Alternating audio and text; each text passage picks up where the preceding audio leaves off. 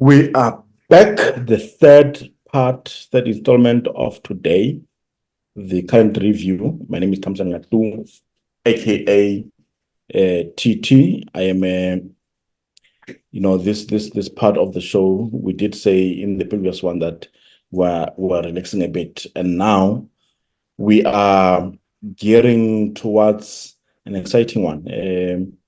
We are going to be talking about the Edgar Legoale Knockout. The Easter sporting weekend that is organized by the Edgar Legoale Foundation. And today we have the privilege of speaking with Mr. Israel Fantisi, the tournament manager. As the buzz around this iconic Easter sporting event reaches fever pitch, we're here to get the ins and outs of what the Edgar Legoale Knockout 2024 Easter edition has in store for us. The Edgar Legoale Foundation proudly celebrates the return of this exciting soccer tournament, bringing together 16 teams vying for the grand prize of 50K, 50 blocks, man. There is going to be 50,000 on the pitch, with a notable second and third prize as well. This tournament isn't just about the competition, but also about community spirit and clean sportsmanship. In light of the serious issues tackled by the tournament this year, we also underscore the crucial message delivered by the foundation. Staying away from drugs is the integral part to the integrity of the sports and the welfare of our communities. We invite our audience to the Mandela Sports Ground from March 29th to April 1st. And behold, this is not April Fools. Come and witness this incredible sporting event and support the local businesses that will be showcasing their offerings with free stalls for vendors, and an invitation is extended to scouts and the media. This event is a celebration of talent, hard work, and clean living. Today, we speak to the man behind the scenes, Israel Fantisi, to find out more about what makes this tournament special, how it supports local talent, and what can we expect from this year's edition. Stay with us for an insightful conversation about football, community, and the spirited endeavor to keep the game drug-free. Good afternoon, Dr. Fantisi. Afternoon, Mr. Tu, and all the audience then. All protocol observed. Politics, yeah. Man, could you, just tell us what are the new developments, that we can look forward to in this year's, Edgar Legoale Easter Soccer Tournament?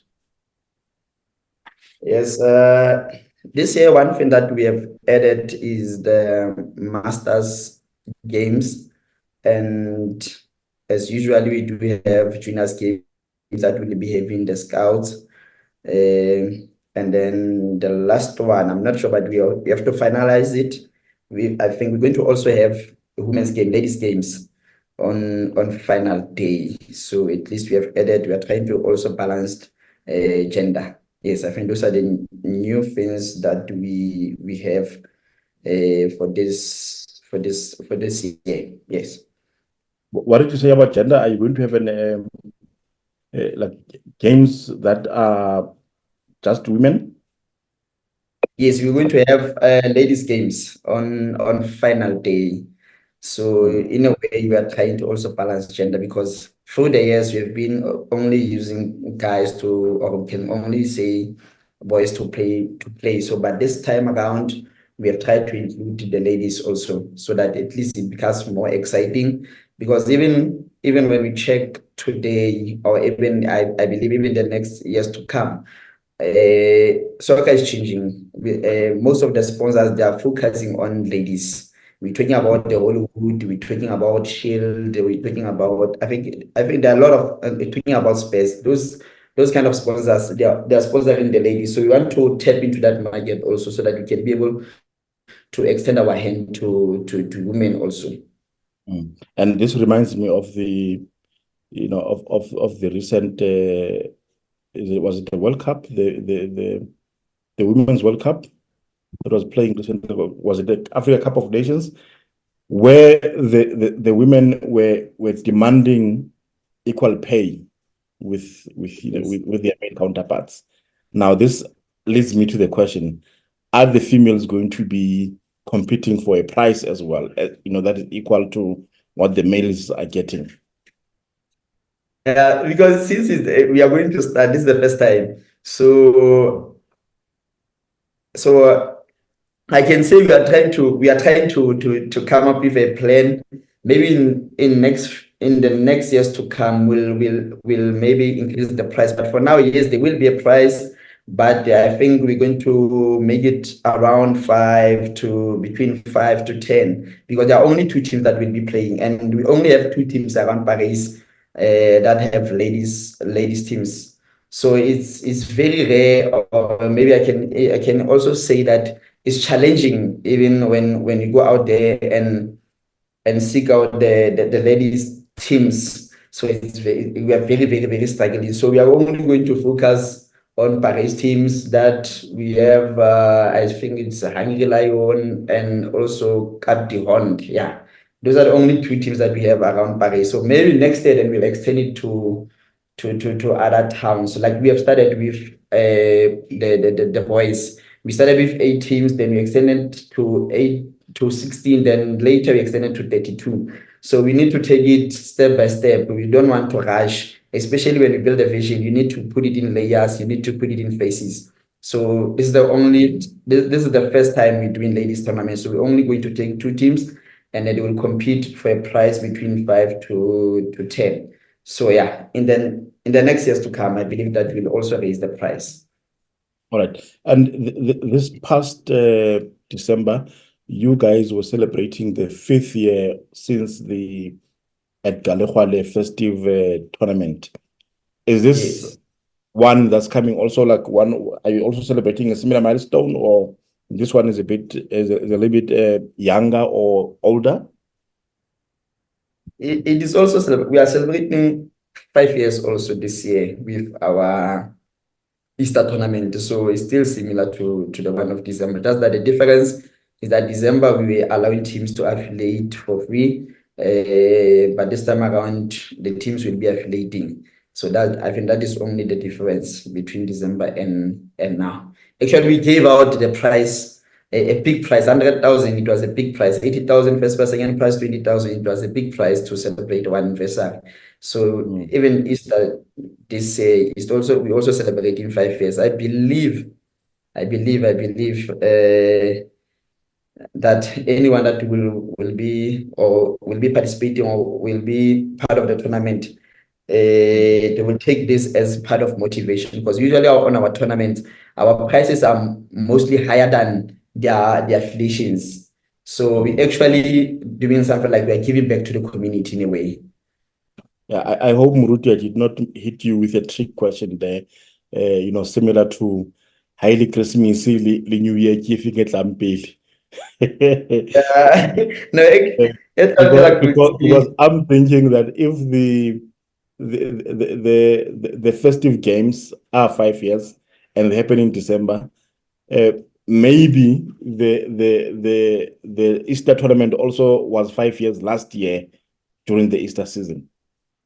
No, actually, it's celebrating 5 years this year because we started a foundation 5 years back. Actually, let me make it this clear. We are celebrating 5 years, actually, anniversary for the foundation, not the tournament, actually, but 5 years anniversary for the foundation. So hence we decided to make it free during December. But Easter tournament, actually, this is celebrating 5 years. No, I hear you. Now, the foundation has also been very vocal about combating drug abuse in our communities. How is the tournament helping to spread this important message? What we have tried for the past years, we are making campaigns with SAPS. We will also add Department of Justice. We will also add Department of Health. We used to go to schools and make awareness. We'll also hand out the brochures and whatever, so that everyone could be alert about drugs. Because if you check, the reason why we were using school as a way of campaigning, it is because majority of the people that fall into that trap is kids, it's youth. So hence we are trying to build the generation from the scratch, so that even when they grow up, they will grow up in an environment that is already conducive, or maybe prepared for them in a way that they won't be struggling in terms of development. So we are using schools as a part of our program. So we are also, I think this year we're also going to do the same thing, going to schools, make the same campaigns. One of the things that we usually do when we do those campaigns, we'll give out the school jerseys, we also give out the school shoes, so that we try to bring the motivation or inspiration to those one coming from the disadvantaged families. So I think also this year we'll be doing the same thing. And the other thing that we usually do, it was a convoy where we'll be handing out the pamphlets about the drugs and so on, partnering with the same people, partner with the same stakeholders, SAPS, Department of Health, Justice. We used to partner with them, and we're also going to do the same thing this year. So yeah, those are the things that we usually do in order to reach out to the youth or community. And please tell us about more about your pre-Easter tournament for juniors and the masters, and why it's important. It's an important part of this event. For junior games, because usually I get them more games than just playing on our tournament. Let me say, after the tournament, I usually make connections with different academies and also different teams that are playing in GDL, playing in SAB, playing Super League. So most of the time, I will take the team that has won the tournament to play with such. I remember for the past years, we used to play with Resa that is playing at GDL now. We used to play with Northwest University. We used to play with West Junior. In a way, we are trying to bring the development. We are also trying to motivate our kids so that they won't give up when it comes to sports. And when it comes to Masters tournament, it has been a request from a lot of teams that why are we not accommodating them? Because in the years, let me say, past years, those are the people that used to be role models to us. So we are trying to extend the same thing to our kids. Like, let me talk about Pimelon Shapo, let me talk about B6, let me talk about Kwane. When you accommodate such players, you're actually bringing the inspiration to the upcoming youngsters. When you talk about Pimelon Shapo, remember he played for Celtic, he played in AFCON. We're talking about Zolile Mota, that is B6. He played for around, I believe, about 10 to 15 teams just around South Africa, and also he went to Slovakia. So those are the people that we try to accommodate so that they can bring the inspiration to the upcoming youngsters that it is possible, anything can happen. Now, with this tournament only having 16 teams, it sounds like it's very limited spaces and very high competition for the tournament. What does the selection process look like for the teams wanting to participate? This time around, see, last year we were using profile to select the teams, but this time around we're only using affiliation. Once you affiliate, you book your spot to play on our tournament. And we also, one thing that we also do is to make follow up on each and every team, especially when it comes to behavior, because the other teams that will invite, but the only thing that they do, they don't promote the sportsmanship. They will just come around for the prize. If they are not making it, there will be a lot of fights and whatsoever. I remember we banned around, I believe, 2 or 3 teams that were not promoting sportsmanship. So we do make follow up on behavior of each and every team, especially around their location. How do they behave? So those are the things that we also do beside the matter of affiliation. And can you share with us just how the tournament will be structured? It's a knockout tournament.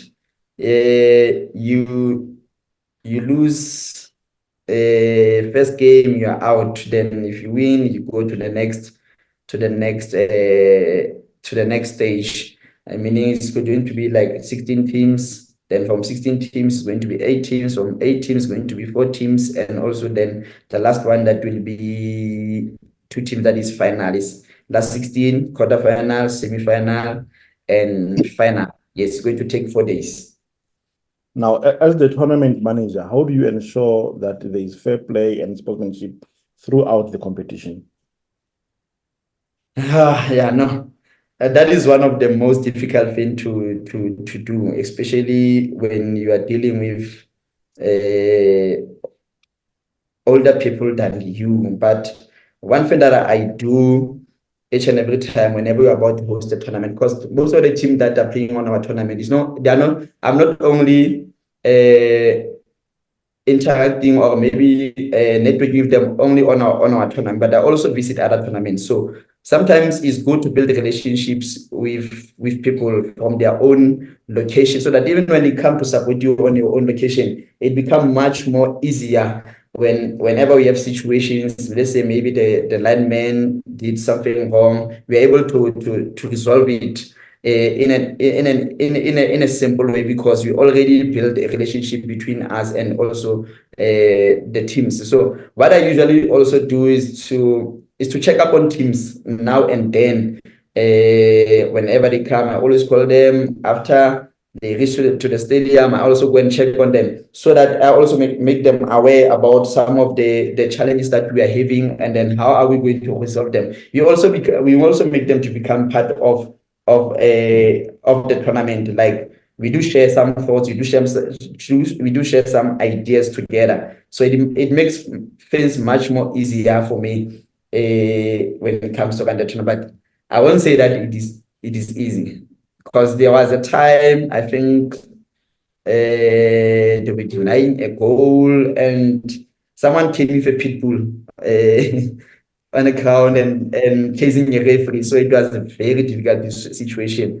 And there is a point that some of them, they will come with guns. I remember there was a team coming from Sharpeville that had guns on the same tournament. So we are able to talk to them. We become humble. Whenever you're hosting a tournament, you need to be humble. You don't have to act as if you know everything. So you come humble, we share thoughts, we share ideas, so that we reach an agreement. So you accommodate their feelings, but not forgetting that the rules must be followed. So one of the things that we do in order to handle the situations when they go out of hand, we speak of the rules more often, so that we avoid a lot of fights or arguments. Yes.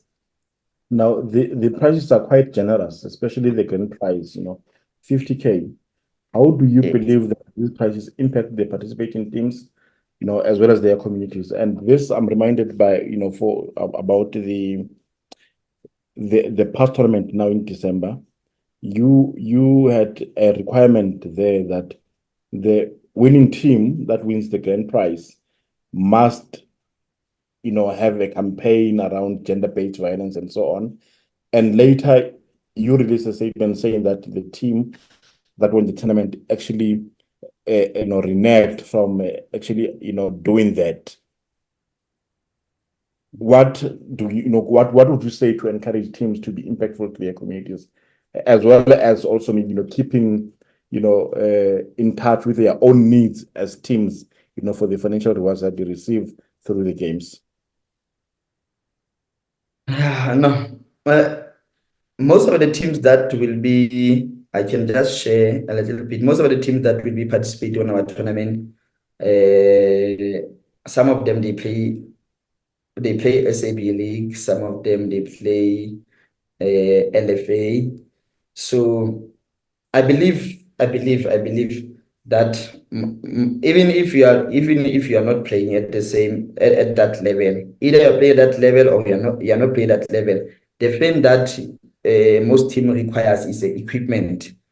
So if this 50,000, our target, or I could say one of the things that pushed us in order to put such prices, because we know the teams are lacking a lot, and also around their communities, in order for them to attract the more players, or maybe to bring impact on their communities, they need to have equipment. So I believe this kind of a price will make a lot of impact to their communities, not only on their team but also to their community. There are other teams that will also share. I won't just mention names of the teams, but I know there are teams that if they've won the prize, they will buy balls for a certain team because of their struggles, and there are other ones that will also take the same price, buy shoes for the other for the schools, or maybe for disadvantaged kids. So we don't know. We don't even force him to do such things, but it is out of the heart, and also with what we encourage the teams with to do 1, 2, 3, 4. It's just suggestions, but we don't usually force them. But on that one of December, it was not requiring money. It was not requiring any effort. It just to make few things in order to reach out to people. Like we were talking about gender-based violence, so we even gave them ideas that maybe you could make a social media campaign, or maybe you could go to schools just maybe to make awareness. We even just said maybe you could make a march with some placards that we are trying to make you aware of gender-based violence and whatsoever. But they did nothing. Hence, we decided to ban them from our tournament. And they also came back, said on our next tournament, they will come and they will deliver sanitary towels each and every day as they will be playing. In a way, they're trying to get an apology. It means to them, our tournament is something big, because they are willing to take in order for them to play on our tournament. So we also advised other teams that with whatever the money that you win, though we don't force you to do things, but you also monitor whatever that you do with the price. The next time when you see us not allowing you to participate in our tournament, it will be basically based on on the things that you do with the price, because there are people that will just take the price and go and drink it, or maybe they just go and vibe and do whatsoever. We saw a lot of those things that happening, and we stopped allowing such teams to participate in our tournament. So we do monitor where the price goes, even though we don't tell you, but we do make follow up. Now, sportsmanship is quite vital for events such as these ones. What do your sponsorship packages look like? And what do they offer? To potential sponsors, and how much do they cost? I will make it much more easier, so that everyone, if maybe they need more of information, they will make a follow up. I will just check our packages here, but I do know that the platinum package is 500,000. It has some benefits on it. And then we do have 350,000 package that is gold. And then we have silver package that is 150,000. We also have the last one that is 50,000. That is the bronze package. So for anyone that wants to make follow up, especially on the benefit side, they will contact us. We'll surely send them the whole package and the benefits. Now, how has the partnership with Central News and other media outlets enhanced the visibility and the success of the tournaments? Especially I will be talking about more of Central News, because our last games, especially December, they were all live. They were all live. When you go to YouTube, when you go to our page, Edgar Legoale Knockout,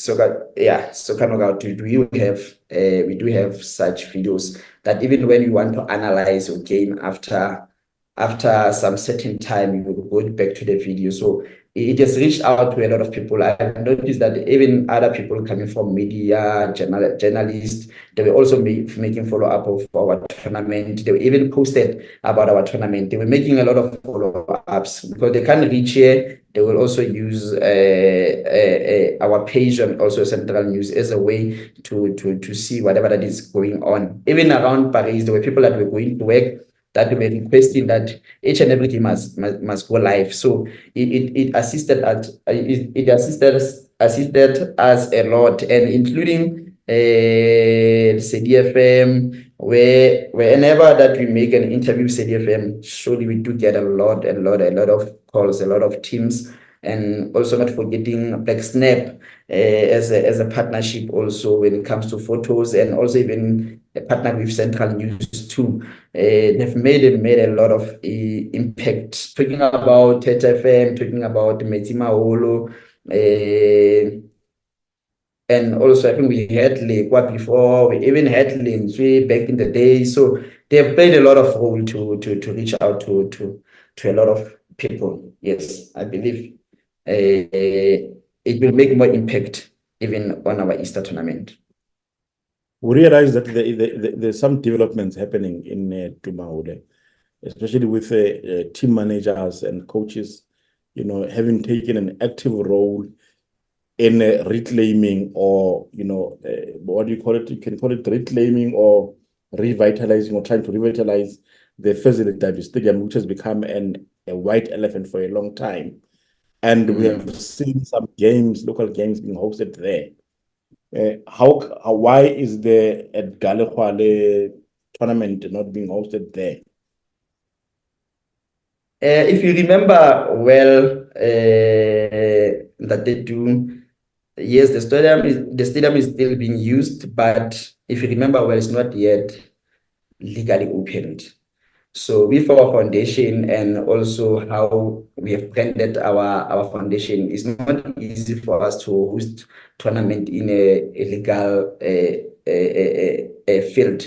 And remember, whatever that happens, there is going to be our responsibility. Whatever that we are trying to run away from damaging our own brand in a way, because once we decide to host it on the stadium, one thing that they will request is for us to do maybe section 4, and once we go to make section 4, I don't believe that even police or subs will allow us to make such, because the stadium is not yet open legally.